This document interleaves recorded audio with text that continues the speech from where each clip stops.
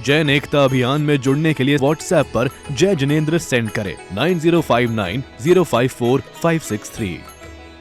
पाप है इसलिए मैं साधु नहीं बना।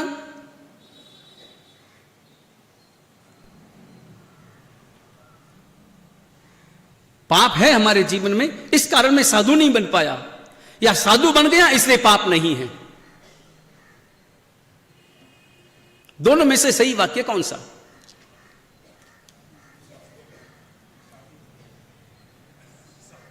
साधु बन गए इसलिए पाप नहीं है, साधु नहीं बने थे तब तक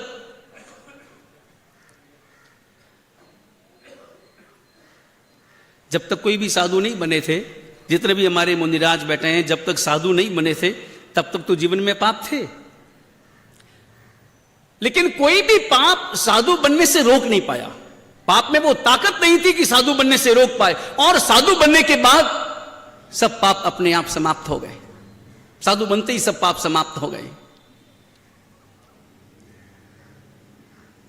अपने अंतर के गुण जब प्रकट हो जाते हैं तो अपने आप हमारे दोष विदा हो जाते हैं। आंतरिक गुणों को प्रकट करना है। इसलिए यहां पर उत्तराधन सूत्र में पहली गाथा में यही लिखा, विनयम पाऊं करिष्यामि। विनय को मैं प्रकट करना चाहता हूं।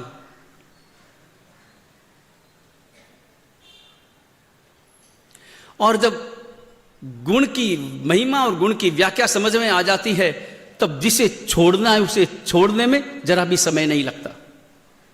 मूल्य समझ में आना चाहिए।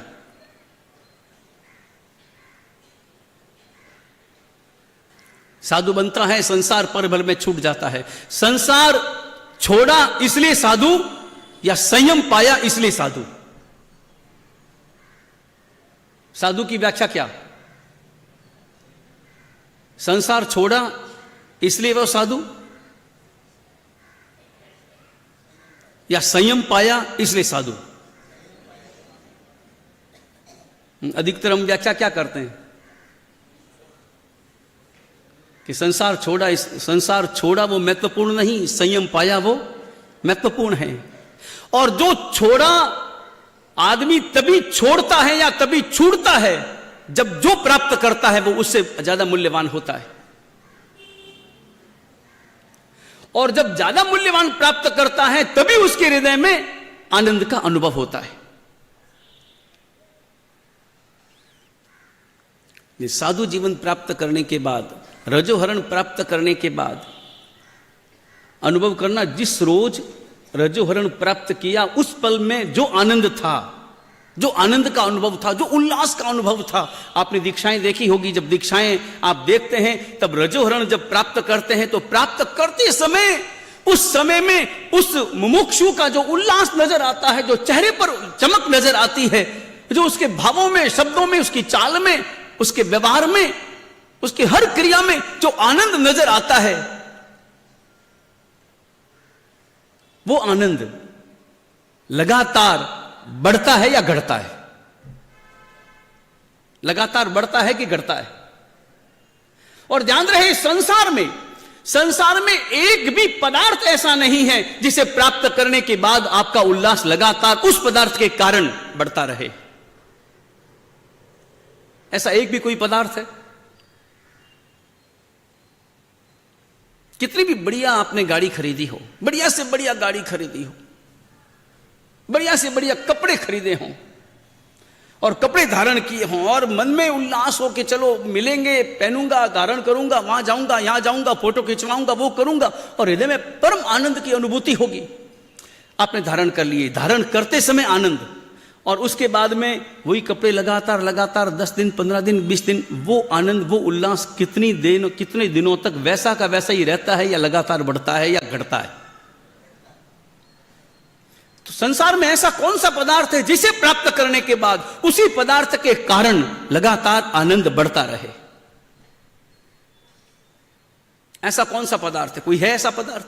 संसार में ऐसा कोई पदार्थ नहीं है, क्योंकि संसार के पदार्थों में आनंद देने का कोई कारण है ही नहीं, क्षमता है ही नहीं। वो केवल क्षणिक अनुभूति कराता है, और वो भी क्षणिक अनुभूति केवल परिवर्तन के कारण है, केवल संयोग के कारण है। उसके अलावा उसके बाद धीरे धीरे अपने आप समाप्त हो जाती। कितनी भी बढ़िया गाड़ी हो, करोड़ों रुपए की गाड़ी आपने खरीदी हो, कुछ दिनों तक आपके हृदय में आनंद रहेगा, उसके बाद में उसे प्राप्त करने का वो आनंद समाप्त हो जाएगा। हो सकता है कि लोगों के सामने आप दिखावे का आनंद प्रकट करें, आंतरिक आनंद समाप्त हो जाएगा।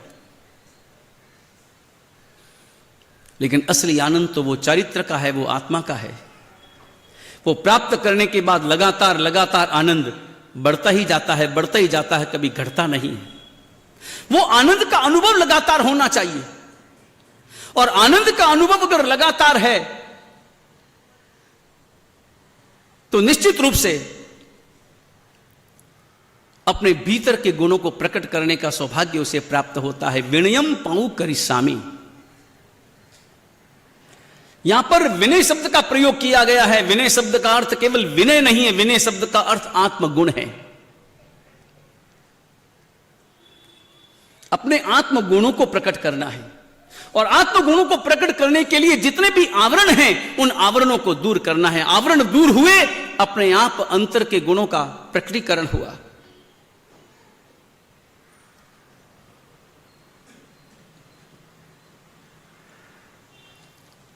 आवरण को पहचानना जरूरी है। आवरण को पहचान कर अपने भीतर में और लगातार लगातार ये सामयिक करते हैं ना, सामयिक में आनंद का अनुभव कितना है, एक सामयिक में भी कितनी सामयिक हुई वो महत्वपूर्ण नहीं है। एक भी सामयिक की, मगर एक भी सामयिक में अगर आपके अंतर में आनंद का अनुभव अधिक है तो ऑटोमेटिक सामयिक बढ़ती जाएगी।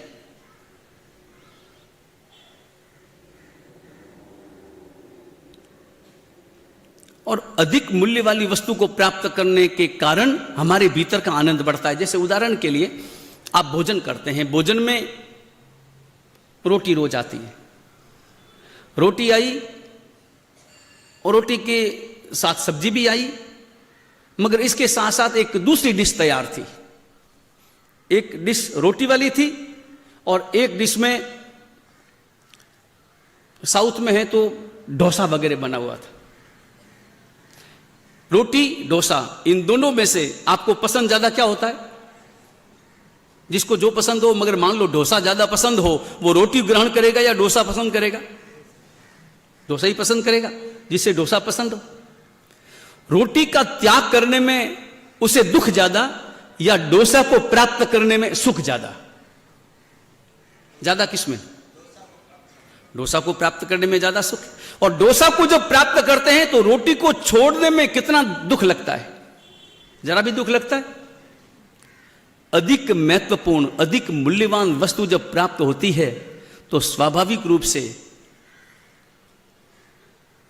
छोड़ने योग्य वस्तु छूट जाती है, अपने आप छूट जाती है। परिवार छूट जाता है जब गुरु की महिमा पता चलती है, संयम का मूल्य पता चलता है, तब अपने आप संसार छूट जाता है। विनय की महिमा पता चलती है, तब अपने आप अविनय छूट जाता है। विनयम पाऊ करिष्यामि, इस सूत्र में यह नहीं लिखा कि मैं अविनय का त्याग करूंगा, इस सूत्र में लिखा है कि मैं विनय को प्रकट करूंगा। विनय को मैं प्रकट करूंगा तो अविनय मेरा अपने आप समाप्त हो जाएगा।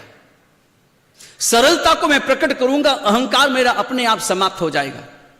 जो मेरा अपना स्वभाव है, मुझे अपने स्वभाव को प्रकट करना है, मेरी आत्मा के स्वभाव को प्रकट करना है, आत्मा के स्वभाव में उतरना है और आत्मा के स्वभाव को बहुत अच्छी तरह से समझना है और जानना है। पहला ही अध्ययन है विनय का। विनय श्रुत, इस अध्ययन का नाम दिया है विनय श्रुत। विनय की व्याख्या जिसमें है, विनय की महिमा जिसमें है, उस विनय को हमें अपने अंतर में प्रकट करना है, अपने आचरण में लाना है, अपनी आंखों में लाना है, अपने हृदय में लाना है। और ध्यान रहे, बिना विवेक के कभी भी विनय प्रकट नहीं हो सकता।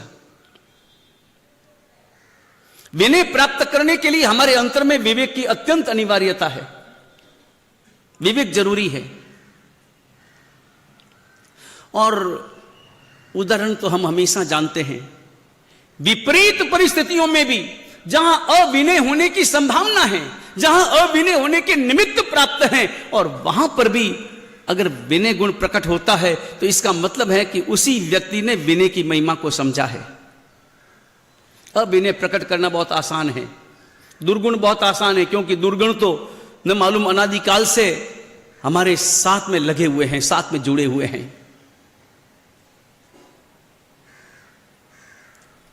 इसी उत्तराधन सूत्र में एक आचार्य भगवंत का उदाहरण प्राप्त होता है। बड़े आचार्य भगवंत जानते थे अपना स्वभाव भी और जानते थे अपने दुर्गुण भी। बहुश्रुत आचार्य थे, पढ़े लिखे आचार्य भगवंत थे। बगीचे में रुके थे, शिष्यों के साथ में रुके थे, बगीचे में एकांत में जाकर के रुके थे। बगीचे के प्रारंभ में उन्होंने अपना पाठ नहीं बिछाया था, बल्कि पीछे, क्योंकि वो जानते थे कि मेरा स्वभाव बड़ा विचित्र है, मैं समझता हुआ भी कंट्रोल नहीं कर पाता। कभी कभी कितने लोग ऐसे होते हैं जो जानते हैं कि ये नहीं करना चाहिए, मगर फिर भी वो करने से अपने आप को रोक नहीं पाते। वो जानते थे कि क्रोध नहीं करना चाहिए, मगर फिर भी निमित्त मिलने पर वो भड़क उठते थे। पेट्रोल की भांति, पेट्रोल में कोई आग नहीं है, पेट्रोल में अपने आप में अग्नि नहीं है, पेट्रोल किसी को भी जलाता नहीं है, लेकिन अगर चिंगारी मिल जाए तो, चिंगारी मिल जाए तो सबको जला डालता है। दोष चिंगारी का नहीं है, दोष पेट्रोल के स्वभाव का है। चिंगारी तो पानी को भी मिलती है, चिंगारी पेट्रोल को भी मिलती है। पेट्रोल को चिंगारी मिली, सबको जला डालता है। पानी को चिंगारी मिली, चिंगारी भी बुझ जाती है। हमारा स्वभाव पेट्रोल जैसा है या पानी जैसा? हमारा स्वभाव कैसा? कभी कभी हम निमित्तों को बहुत जल्दी दोष देते हैं, और सच तो यह है कि पूरा संसार केवल और केवल निमित्तों को दोष देने में लगा है। स्वयं को कभी कारण नहीं मानता, कारण दूसरों को। जो भी गलती हुई तेरे कारण, क्रोध मैंने किया तेरे कारण, तूने मुझे क्रोध दिलाया, तूने ऐसा किया तो मुझे ऐसा करना पड़ा। आप घर में, परिवार में, समाज में, गच्छ में, कहीं पर भी आप देखेंगे तो पाएंगे ऐसा सब कुछ तेरे कारण, मेरे कारण कुछ नहीं। और सच तो यह है, एक अच्छे बात में हमेशा वो भाव बदलता भी है। जितना भी अच्छा हुआ मेरे कारण, जितना भी खराब हुआ तेरे कारण।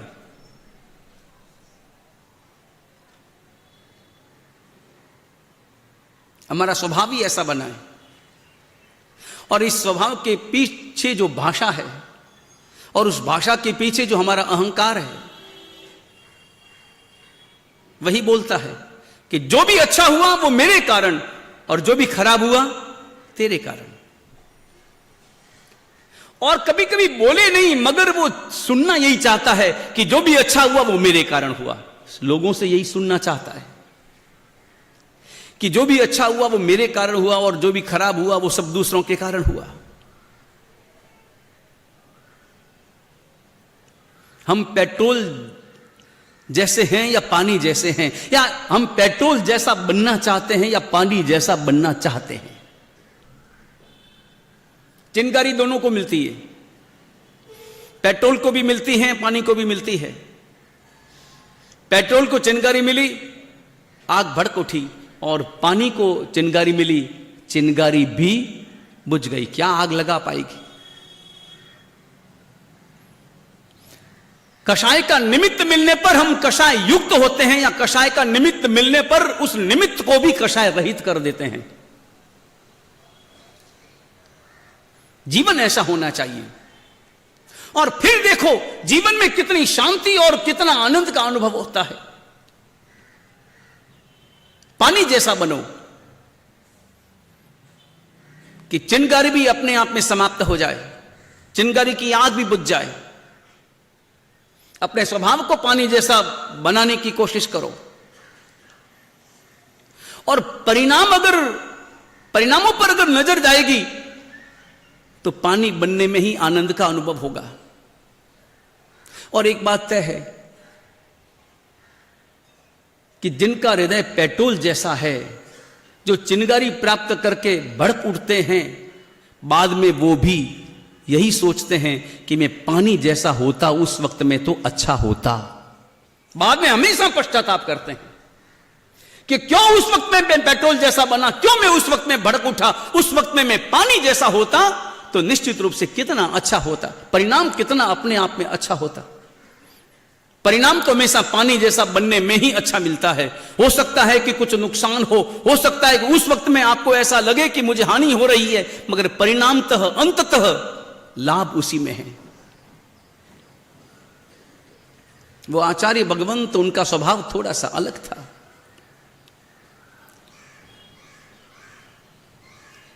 क्रोध बहुत आता था, जानते थे अपना स्वभाव, मगर क्रोध पर नियंत्रण नहीं कर पाते थे। अलग जाकर के बैठते थे जानबूझकर, और वो चाहते थे कि मैं निमित्तों से दूर रहूं। कोई व्यक्ति मेरे पास में न आए तो मैं किस पर क्रोध करूंगा। क्रोध करने के लिए कोई न कोई व्यक्ति तो चाहिए, कोई न कोई व्यक्ति चाहिए या फिर कोई न कोई पदार्थ चाहिए। दो चीजों पर ही गुस्सा निकलता है, या तो व्यक्ति पर, और व्यक्ति पर न निकल पाए किसी कारण से, भय के कारण, प्रलोभन के कारण, और भी कई से कारण होते हैं जिनके कारणों से व्यक्ति नहीं निकाल पाता अपना क्रोध, तो फिर पदार्थों पर निकालता है, वस्तुओं पर निकालता है। कभी आपने देखा हो, गुस्से में आता है कोई व्यक्ति और दरवाजा जोर से लात मार करके ठोकता है, भले दरवाजा टूट जाए, गुस्सा निकालता है उसके ऊपर। अब बेचारा दरवाजा तो क्या बदला लेगा।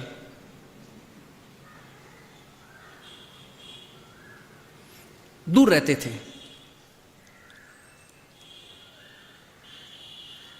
लेकिन आप अनुभव करना, निमित्त मिलने पर भी कषाय का अनुभव नहीं होने देना, और निमित्त मिलने पर भी विनय को कैसे प्रकट बनाए रखना, अविनय को जरा भी स्थान न देने देना।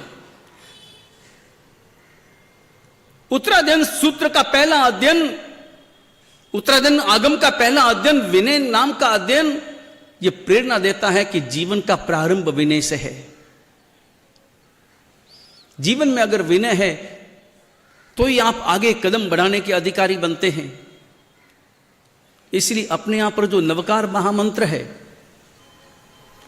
नवकार महामंत्र का हिंदी अनुवाद पढ़ना और नवकार महामंत्र को प्राकृत भाषा में पढ़ना, दोनों में थोड़ा सा अंतर है। प्राकृत भाषा में लिखा है नमो अरिहंतानम, पहले नमो है, अरिहंतानम बाद में है। जैन एकता अभियान में जुड़ने के लिए व्हाट्सएप पर जय जिनेंद्र सेंड करें 9059 054 563।